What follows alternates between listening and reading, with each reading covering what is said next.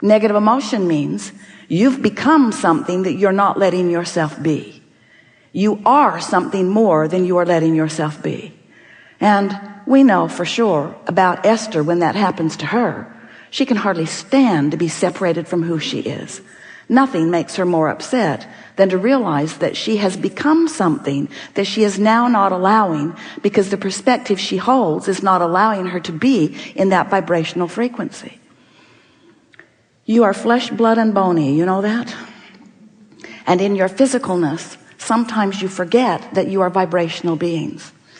But tonight we will have a discussion about your vibrational nature, because unless you are willing to acknowledge your vibrational nature, and unless you are able to measure your vibrational relationship with the expanded part of you, you will never be able to control your vibration, and you will therefore never be able to be consistently in alignment, and therefore you will never be able to be consistently joyful.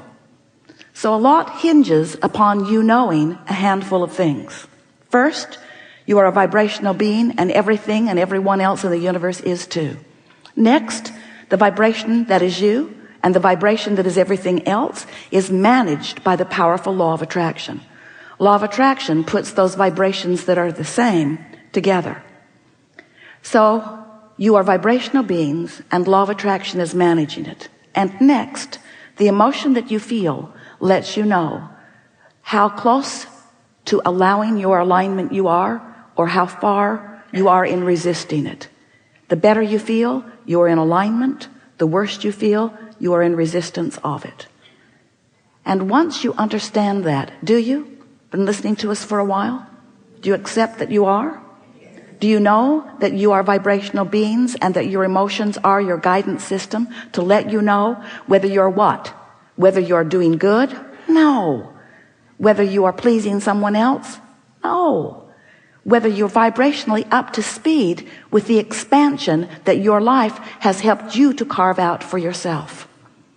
So when you let your alignment with who you are be of primary importance, and when you care about how you feel so that you guide your thoughts incrementally, bit by bit, what you begin to notice is you become accustomed to that high frequency, and when you dip out of it, you really, really know it.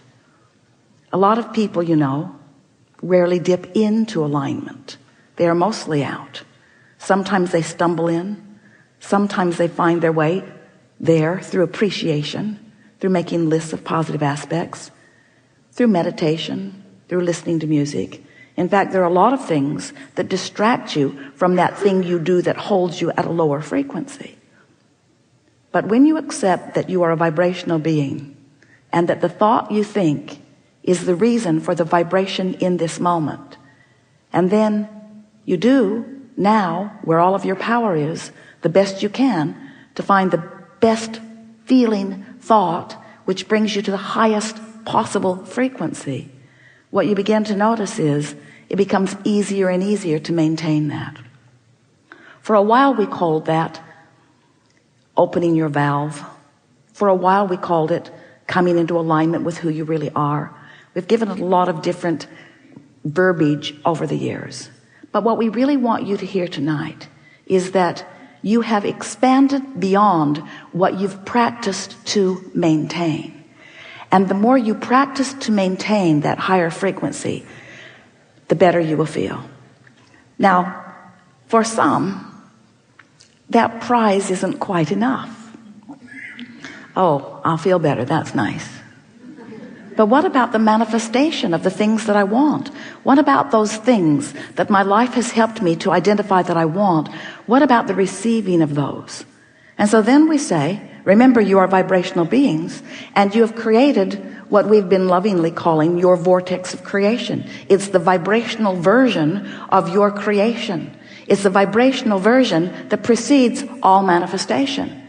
It's a vibrational version that exists in the same frequency, you would like to say the same space, in the same place. It exists where your inner being exists.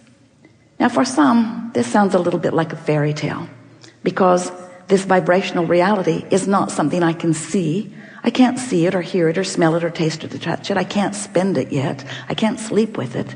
In other words, it's not exactly what I had in mind when you said, Abraham, that I am the creator of my own reality. I would like a reality that is more tangible.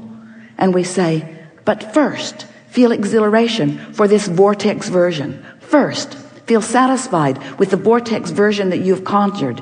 And next, do your best to maintain a frequency that is up to speed with this vortex version.